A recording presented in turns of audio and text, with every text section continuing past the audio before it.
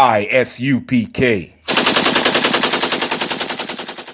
So tell me, how can I turn the other cheek while this wicked world trying to smother me?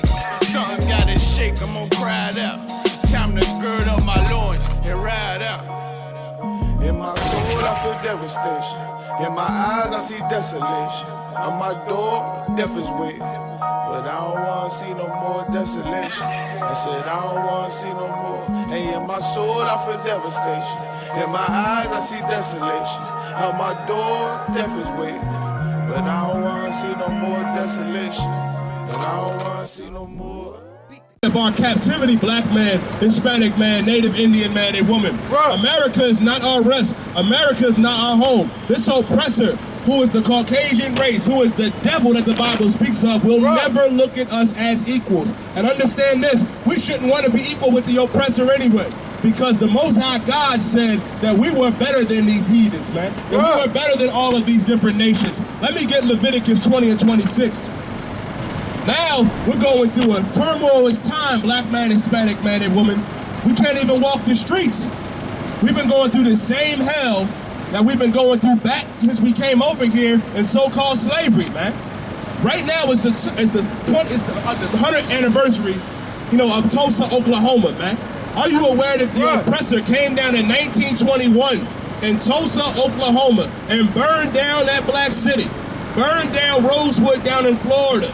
Remember in 1985 up on Osage Avenue when the oppressors came and burned down that block, man, killing blacks and Hispanics. It goes to show you now more than ever, we have to separate from this oppressor. Because we have to understand that the oppressor is never going to love us, black man, Hispanic man, and woman. And according to the Most High God in this Bible, understand this, we are to be separate unto them. And I'm going to show you that in the scriptures. Get what I asked for. Leviticus chapter 20, verse 26.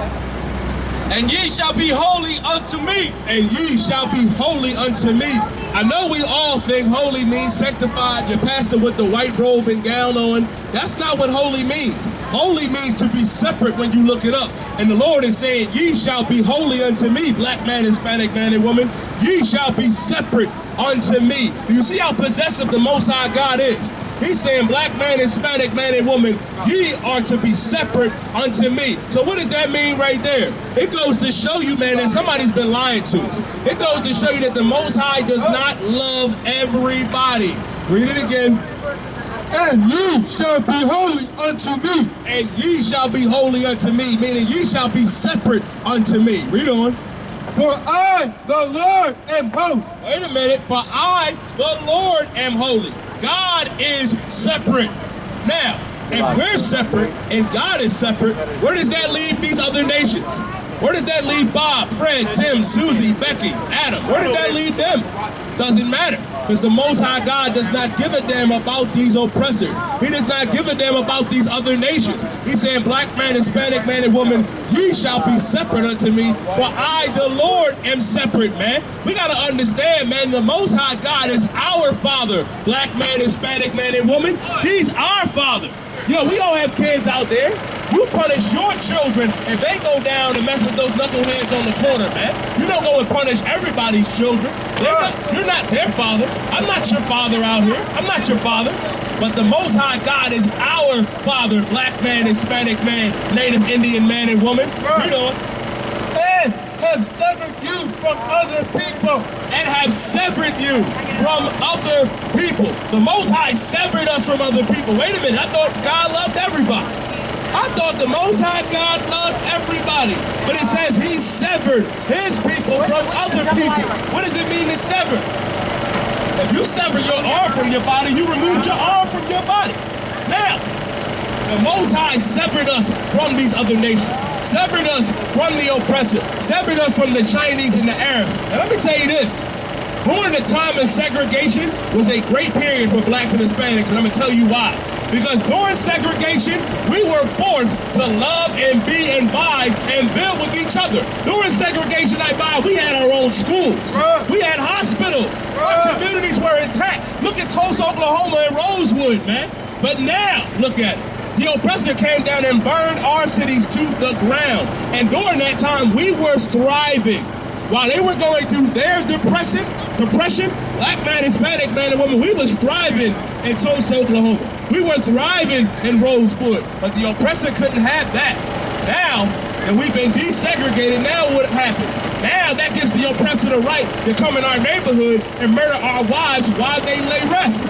Breonna Taylor gives the oppressor the right to come and murder you just because you're walking down the street with an Arizona iced tea and a bag of Skittles. The oppressor is the devil that the Bible speaks of. The Most High God severed us for a good reason. And let me tell you this, man. I'm not just giving you my words. I'm reading out the Bible. God hates the oppressor. God hates the so-called white man. Matter of fact, give me Romans 9 and 13. I can show you that in the Bible. We have to stop trying to give our love to everybody. Talk about, what about the East Indians? What about the so-called Jew? What about the Arabs? What about the Chinese? What about us, black man, Hispanic man, and woman? Don't you see the trend? We stand up for every other nation but ourselves. We do. Stop Asian hate. You had Samuel L. Jackson saying, well, I stand with the so-called Asians, even though the Chinese and Japanese and the Filipinos, they beat the hell out of our black and Hispanic women in them nail salons, man. They murdered Letitia Williams in 1985 because they thought she was stealing and she wasn't, man. How many times do we have to say, man, that the oppressor in these other nations don't care about us, man? They don't. We stand up for the oppressor. We remember 9/11. We remember Pearl Harbor. We remember the Alamo. We remember every tragedy that ever happened to these other nations. But guess what, black man, Hispanic man, and woman? We need to remember Tulsa, Oklahoma. We need to remember Rosewood. And we need to remember that our Hispanic babies and brothers and sisters are locked in cages at the goddamn border. We don't have time to stand up for the oppressor. We don't have time to stand up for the Asians or the Arabs or the white man that calls himself a Jew. Now let me show you in the Bible that God does not love the oppressor, man.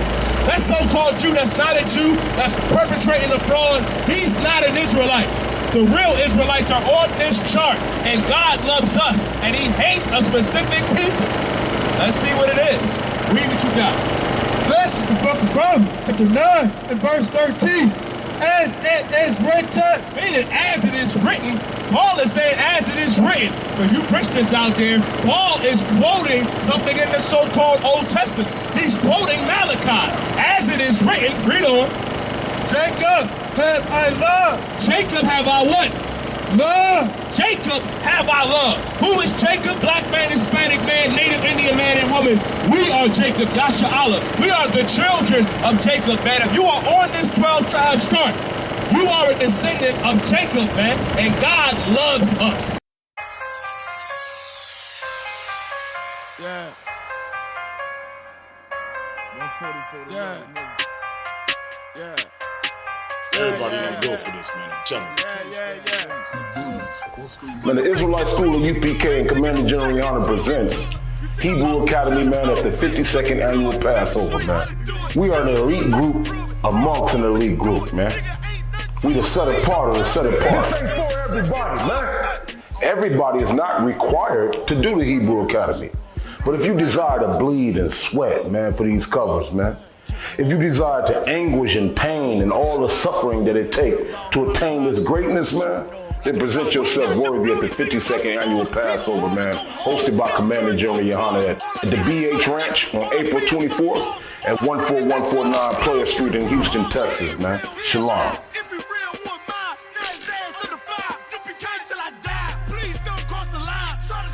Everybody ain't built for this, man. I'm telling you. I'm on the grind. Let's get to it. Double time and believe. You ain't harming me, nigga. I brought a whole army of niggas. So I ain't move with precision. Follow every order given. Let's get to it. Make it the race. Get to it. Ain't taking no shit. Get to it. You took a loss, try to bounce back, but you blew it. Everybody ain't built for this. Undisputed, I can prove it. One, we can do it. Nigga, ain't nothing to it. Ain't no cops, ain't no excuses. Let's get to it. You hear the truth that I'm speaking? A lot of haters know this. Probably don't understand. Everybody ain't built for this, man. I'm telling you.